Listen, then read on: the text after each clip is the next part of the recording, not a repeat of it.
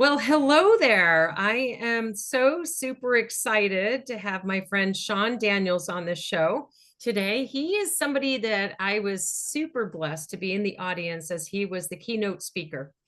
And the second he got up and started sharing his story, I could feel it. I could feel his story. It resonated. And I was just so appreciative to see somebody stand up tall and proud and talk about where they come from and to do it with such passion for the betterment of others.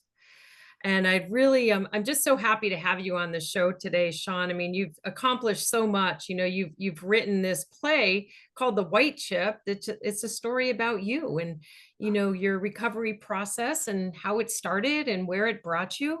You're also the director of the Recovery Arts Project, which is we're going to expand on that a little bit. That's super interesting. And you're a massive advocate about changing the stigma around substance abuse disorders. And I very near and dear to my heart. So thank you so much for joining me today, Sean. I really do appreciate it. Oh my God, thank you. I'm such a fan of you. Your book, which we should talk about, is phenomenal. I recently just read it, and so thank you for having me on. You're very welcome. You're very welcome. So I'd love for you to share with people. I think this is something, not even think, I know it is, right? So substance abuse disorder doesn't always impact us personally, but it beyond a shadow of a doubt, if you're a human being, and unless you're living in a very remote area in Alaska and have zero internet or communication ability, you're dealing with this with somebody that you care about or love. Right. So tell me a little bit about what prompted you to write that. So October 12th, 2011, I tried to take my own life. I had been drinking straight for months, drinking in the morning. I could really only go about 45 minutes without drinking. And so instead of taking my own life, I called my mother, who I did not get along with. And for whatever you believe in, it was her 1 year anniversary of getting sober. And so she got me through the night. She got me into a rehab facility in Jacksonville, Florida. And to this day, we share the same sobriety date. So each year she gives me like, her chip from the year before.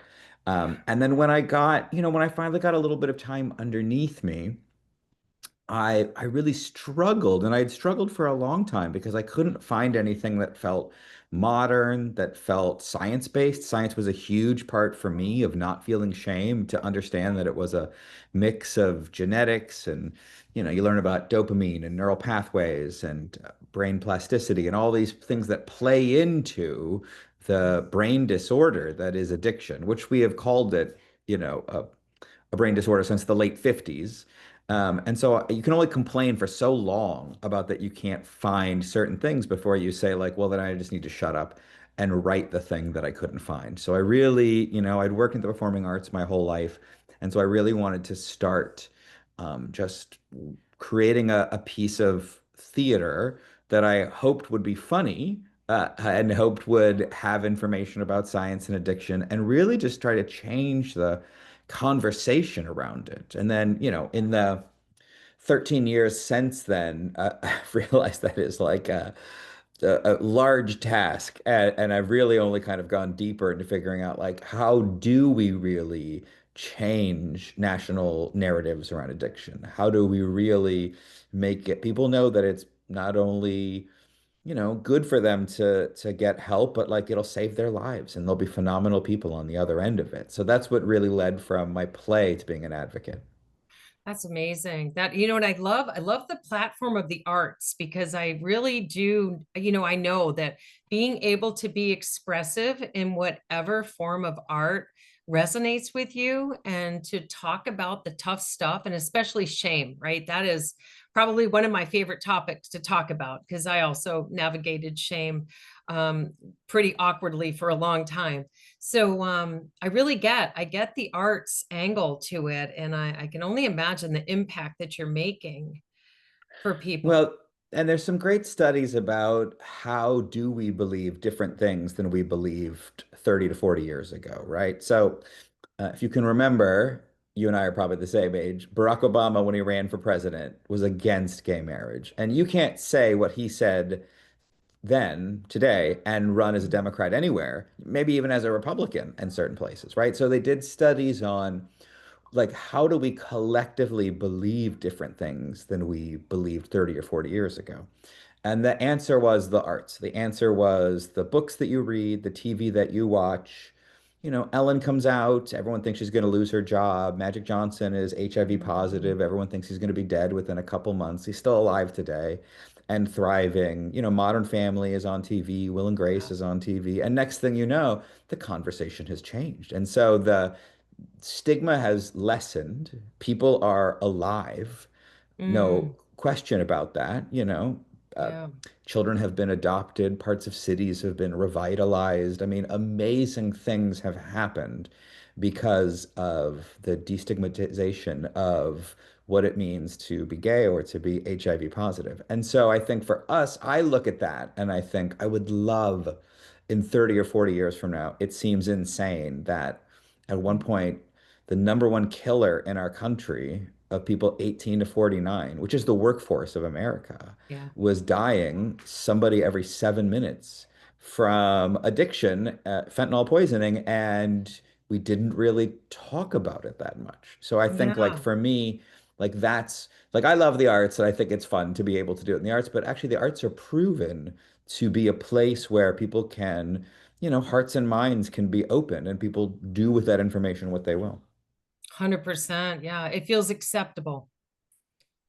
I think so. You know, what in some of my like studies of stigma, it's amazing. Cancer actually used to be a very stigmatized thing to get, you Mm, know, 60 or 70 years ago.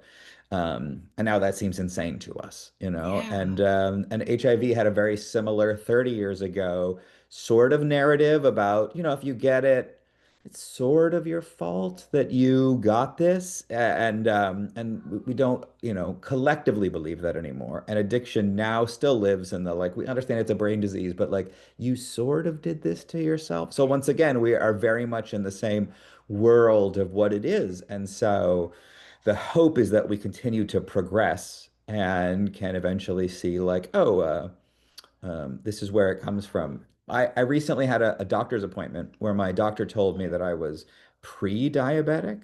They just said like a combination of genetics and choices you have made have led you to a spot that if you wanted to make some changes, I would make them now because Mm, you may not be happy with what your life looks like 2 years from now if you don't. And I was like, oh my God, this is like the most amazing, shame-free conversation. How, you know, and it was like, yeah. great, good. I can research that.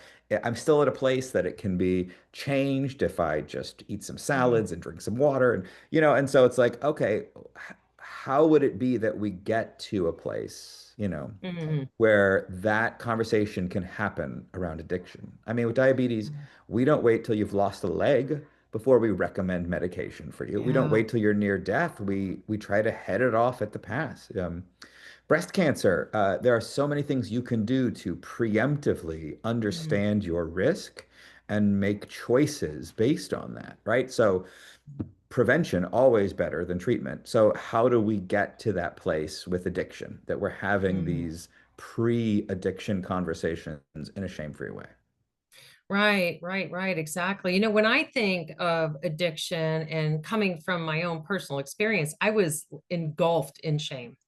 I was absolutely so filled with shame that to even be able to say the words I need help was literally just soul crushing.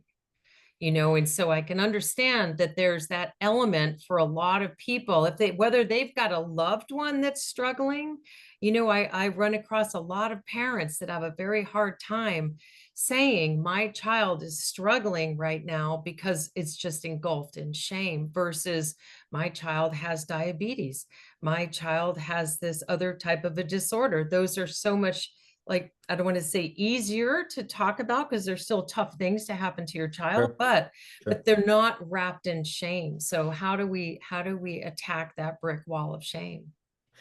Yeah, so there's actually some great studies about how there are phenomenal resources in our country for addiction, but it really doesn't matter what's available. If you think that your church and friends and work are going to judge you differently. Not only do you not get help, but you don't research you don't ask around, you don't Mm, chat with people, and then suddenly it's 4 in the morning and you're Googling rehab centers near me. And I hope you find a good one, but who knows what you're going to find, right? Whereas I have yeah. some friends who have been diagnosed with cancer and it's terrifying, but the cancer community is there for them, you Yeah. know, and whether they want to take advantage of that or not is up to them. But like there are resources and there are Facebook groups and there is, you know, community kind of shows up and we all as people that don't have cancer understand that like we're going to have to cook for them and we're going to have to figure out how we can help to get their Yeah. kids from school and get them home. And like we all kind of dive in.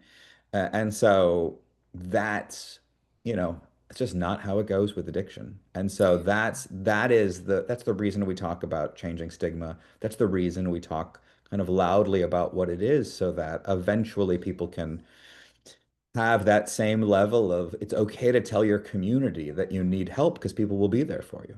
Right, right. And sometimes that first step of asking for help is believing that you're even worth it to begin with. When Yeah. I was in my deepest, darkest hours, I did not believe I was worth anything. And I didn't have faith that I would even be able to get to a point where I believed it. So for me, there was just like this, I was completely immobilized to ask for help until I saw that I was hurting another because of my situation. And that was my 3-year-old child, right? So I stopped doing drugs when I had a little 3-year-old. I was homeless, I had nowhere to go, and I was pregnant with a child that I was going to put up for adoption. So that right there wasn't necessarily me saying, "Hey, I'm worth it, let me get some help." It was like, my God, these children deserve way better than how I'm showing up. So that prompted me. So for people that are sitting and maybe listening right now that are just like, yeah, I'm not going to ask for help, it doesn't matter. Yeah, you know what, why would I bother? I don't have anything anyways. Those are some really desperate cries from within. And the only thing that I could ever say to somebody like that is just find one thing about yourself that just might be worth fighting for. And it's a deep struggle. It's a deep struggle because it's not always, we're not cognitively able to reach for help a lot of times, or being on the other side of that and being the parent or being a sibling or being a child watching somebody very close to you struggle. We sometimes take it personally, and we sometimes take it as our mission to change those folks. Well, geez, if they would just only do this, that, and the other thing, Sure. I Sure. mean, it just doesn't work like that. So I think that education is really important. There's some great programs out there, Al-Anon and NAR. I mean, there's some great things that people can plug into when you are watching somebody else struggle. Narcotics Anonymous is something that I've gone to a couple of them and I can relate to them because I've gone to AA and I've also gone to Al-Anon. My dad was a heavy drinker. So I started, kind of delving into this darkness very, very young, watching him suffer. So it really, I think that, the more that we can educate people and like your play The White Chip, it's very, I'd love to see it on Broadway, by the way. That's my goal. But to have a spin on it that's relatable is so helpful. you Well, know and I wanted to make it a comedy, which whenever we were pitching it early on, I was like, it's a comedy about addiction. And people were like, that's not a genre like that. You've just made up something. So, but I just think because there's so much shame around it, yes. like, a dramatic telling maybe, but who really wants to see that? And, and it just feels like if it's a TED Talk, or a very Yeah. important episode of something, then I understand why people would tune out. So that's why we're Yeah. like, okay, then I think it's got to be a comedy because that I think is gonna give people a way in. And also Mhm. you can theoretically go and you don't need a lecture on addiction. You just want a fun night out. You can be that also. And I feel like Yeah. that's the thing we're trying to do with it. I love that. I love that so much. I had somebody asked me, I was having a conversation with somebody the other day, and we were talking about addiction. And I was explaining that, the word addict is not applicable. The word addiction is a disease, but to label somebody as an addict is not fair. It's Mhm. very Right. unjust. It's not fair. And it really was, they were having a struggle trying to understand what it felt like. So the only thing I could come up with for this person was, I want you to take your cell phone that I know you're addicted to, and I want you to put it in your neighbor's garage, and you can't touch it for 7 days. Yeah, sure. And the instant I said that, we hadn't even started the experiment, and they just went, yeah, no. Yeah. So what does that feel like? And they're like, well, I can't go without my phone. Why? And it just started this process for them that they hadn't ever really considered. Of course, there's little correlation between the two. However, it hit them in a manner of something that was a part of their life on a regular basis that they depended on, that they didn't know how to stop. It was No, I think it's the perfect example, yeah, like you put your phone down and after 45 minutes you're like, "Oh my God, where have did I leave it somewhere?" You know what I mean? Like your brain in a moment of boredom was like, "Well, just get your phone." yeah. And so yeah, I mean, by the end, listen, I could never go a whole hour without drinking because, I was just trying to maintain balance. I wasn't drinking to enjoy it. I was just trying to not be sick. I was just trying to keep Mm, whatever level in me could like function but wouldn't throw up. And so you're really just trying to keep yourself at the best, and sometimes you overdo it or you don't do it enough, but I think it's really about just maintaining the mm, illness where you are. And sure, and that's the same thing with our phone. If the idea of like 7 days, my God, the idea of like 5 hours without it, right. what if you miss something? And none of us are getting organs across borders. None of us really have to like be in contact that often. Right. But you would feel your brain just start to be thinking about it in moments, an hour or two later. So I think it's a great correlation. Yeah, yeah. It was the closest I could come up to, and I also think that it's quite interesting that, I was a highly functioning substance abuse person. I really was. Mhm. I was really good at covering it up. And I was definitely drinking during a lot of times that I should not have been, but nobody Yeah, knew. yeah. Nobody knew. You can function, you can, build a business, you can, just operate as you're supposed to, quote, supposed to, but inside you're just dying. Yeah, I say that, the thing that you said, and that I always wonder, like, did I really get away with it? Because True. now I watch somebody who has like four drinks in them, and I'm just like, you are sloppy, sir. Like Yes. you are repeating yourself. And I guess I was high functioning, but I thought I was just getting away with it all the Yeah, time until the very end when everybody's like, you need to pull your life together. And I was, and I seemed shocked. But I wonder how much of that was like people don't know what to say. People don't know what true, you're allowed to say. People don't know, what's HIPAA, what's HR, what's true. uncool, So I wonder how many people really knew. And this is why I think also in the arts community it's so important. We kind of feel like that's part of the deal.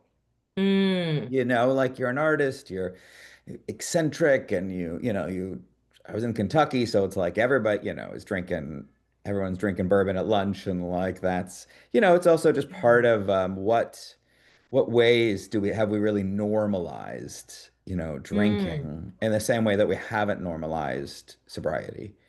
So I just yeah. think like, I don't know. I do wonder if I was getting away with it at all as good as I thought I was. Yeah, right, right. That's very interesting. It's a very good point too, because I think we've all run across those situations where we may kind of feel like somebody is struggling, yet we're just not sure how to talk about it with them, and we're not sure how to, just lend a hand and close the mouth. Yeah, I don't, I would have a lot of conversations with people where I'd be like, oh, I think they're talking about it, Mm, but like, yeah, it's interesting. Even now, I work in the industry. I spend a lot of time and I struggle with what do you say? How? And then eventually I just kind of blurted out. But it's I can understand why it's a hard conversation. Yeah. But if it was any other illness, you would get over it. You Right. would be like, listen, I don't really know you, but you should have that mole looked at. Like, that's not good. You know what I mean? Like, at some point, if you Right. really cared about them, you would, come forward. But I just think, and this is especially for alcohol, right? Right.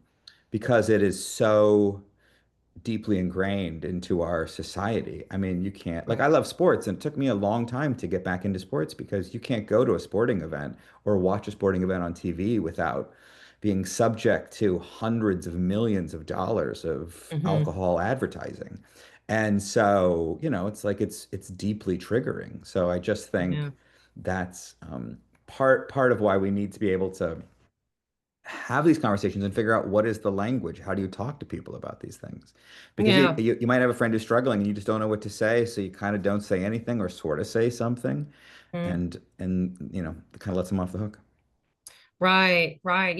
For me, the most powerful thing that anybody ever did for me was literally just hold space and just Yeah, just look in my eyeballs and just ask me, "Are you okay?" And yeah. then actually wait for an answer. That's great advice. It's a very big deal. Very big deal. Silence, we find silence to be really difficult. We Yeah. feel like we need to fill silence with our knowledge or with our words because we're uncomfortable with silence. But the best way to help somebody, or what worked for me, anyways, was somebody legitimately asking me and then just waiting until I was ready to answer. That was No, really. I think that's great advice. I think to once you get up the bravery to ask, to just sit there in the moment and let it happen. Right, right, right, exactly. Because it is, it's very difficult and it is so filled with shame. And I think that when we try to get into somebody's shoes by making comments like, I know what it feels like, it's really kind of an unfair comment to make. Yeah, sure. Yeah. That's great Mhm. advice. All right, I'm stealing that. Yeah. Yeah, I mean, that's why we do what we do, right? I mean, Yeah. you and me and everybody else that's on this bandwagon. Like, I just so love what you do and I love the passion behind it. And I want to make sure that everybody that's watching this has the opportunity to learn more about the white chip and learn more about, the recovery arts and everything. How can they help? There's a lot of amazing people that this really hits in their heart and they want to help. So how do they help? Probably the best way, if you go to the Recovery Arts page, we just to get involved, you can join our mailing list. I mean, and we're always raising money, like every not-for-profit, but we're, figuring out how can we really affect communities on a local and national level? How can we really change national narratives? And so, that type of funding goes a tremendous way. So they talk about this year is the first year that they think overdose deaths are going to go down in our country. They were like Wow. 120,000 a year, and now they're going to be 80, maybe a little higher. But what that means is that someone in our country used to die every 5 minutes, and now someone's going to die every 7 minutes. So, Mm, progress, yes, amazing. We have so far to go yeah. in terms of what it is. So I just think if people have the capacity to be able to aid us, to me, there's no bigger issue than how do we keep each other alive. And Yeah. so this is a way to do that. That's awesome. That's awesome. And I'm going to make sure to include the links to those in this podcast so that folks will have a way to find it. And I just thank you so much, Sean, for your time. Oh my God, thank you. And put the link to your book because everyone needs to read your book. So I read it. I loved it. It does all the things. It's daringly honest. It's got so much heart to it. So people should, if they have the money, they should buy your book too. Thank you. I appreciate it. I do appreciate it. Thanks so much. And keep doing what you're doing, please. You too. Thank you so much. All right, Sean, take care. Bye.